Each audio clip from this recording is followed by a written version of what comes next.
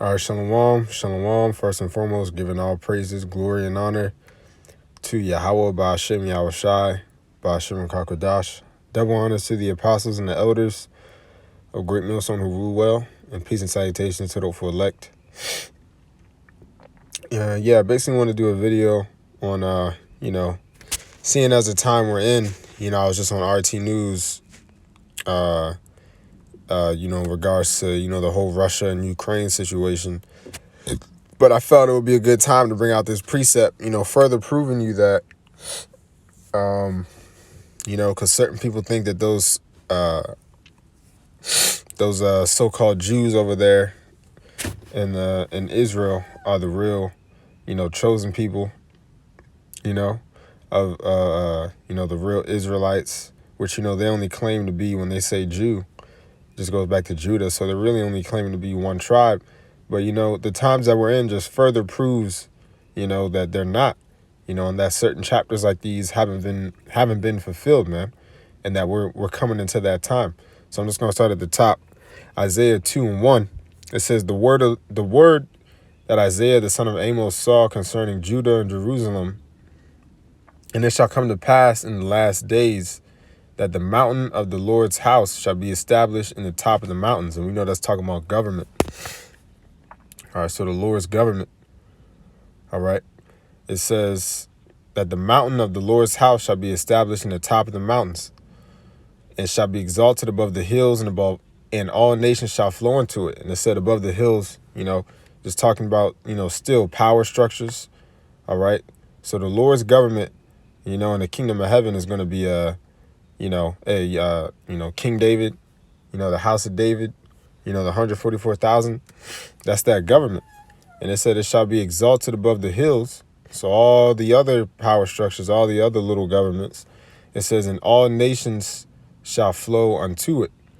And it says, and many people shall go and say, come ye, and let us go up to the mountain of the Lord, to the house of the house of the power of Jacob, and he will teach us of his ways, and we will walk in his paths.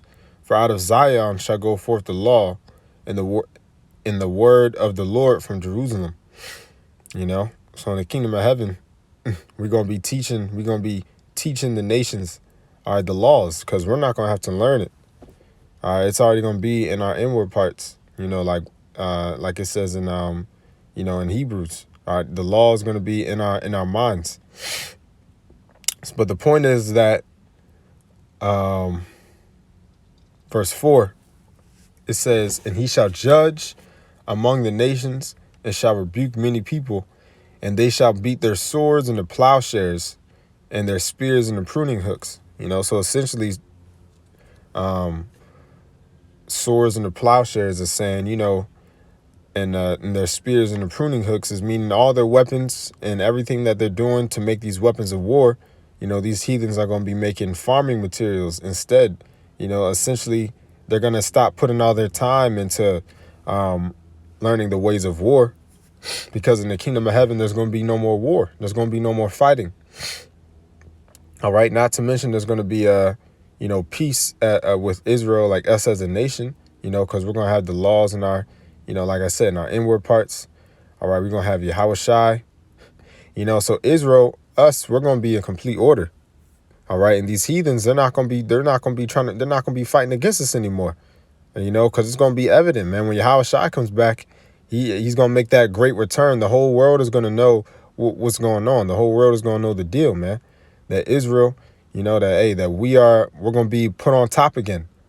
So there's going to be no more war. So that's why it says they shall beat their swords into plowshares.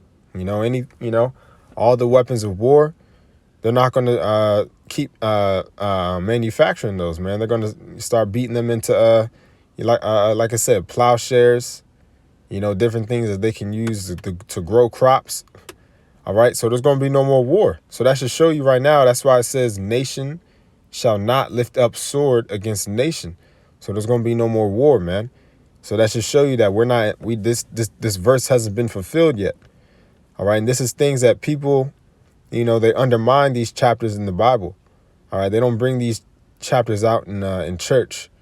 All right, because this clearly shows you that, that the kingdom of heaven is going to be on earth, because this hasn't happened yet.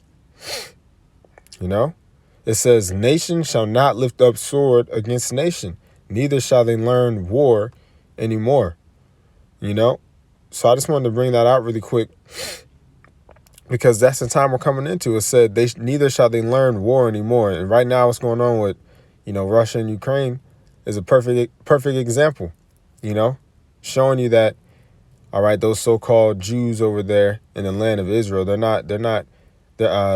fake imposters, man. Edomites, all right, so-called white people, all right, and Jake, all right, the Israelites, the so-called blacks, Latinos, and Native Americans, we're gonna come into a time where there's gonna be no more war, and that should be that's good news. That's good news to hear, man. But that was really the point. I just felt it was a good time to bring out that verse. I was thinking about it, just further, proving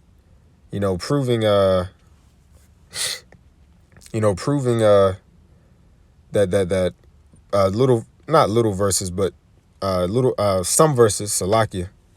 I'm thinking about other things that, but verses like these haven't happened yet, just showing you, because you still got, certain people that look to these Jews over there, these so-called Jews over there, and they think that they're the chosen people. Well, that's a chapter you could go to that can say otherwise. Because if they are, that was talking about Israel being put, back in their land, and they're in their position of rulership, position of power. So if they were, then, like I said, there'd be no more war anymore. Nations wouldn't be learning about war. All right, so I'm just going to end it off with Revelation 19:11. It says, and I saw heaven open, and behold, a white horse, and he that sat upon him was called Faithful and True, and in righteousness he doth judge and make war. And this is the war that we're looking forward to, man. All right, because like the apostles and everybody been saying, all right, this is not going to be it with Russia and Ukraine. This is not it. All right, this third world war that's about to come, we already know who it's going to be with, man. And ultimately, when Yahushua comes back, all right, in the Middle East, all right, with that white horse, which is what that big chariot, Yahushua is about to come back, and in righteousness, he's about to judge these nations and make war. All right, so that's what we're looking for, man. Then after that, all right, there's going to be, after America's destroyed by nukes, and Lord's will we part of that elect that's delivered, then we're not going to have to worry about any war or fighting anymore. There's going to be peace, man. Peace in the kingdom of heaven. But with that, I just wanted to go into that a little bit. Lord's willing, this was edifying. All right, giving all praises, glory, and honor to Yahweh, Ba'ashem Yahushai, Ba'ashem Rakakwadash. Double honor to the apostles and the elders of Great Millstone who rule well.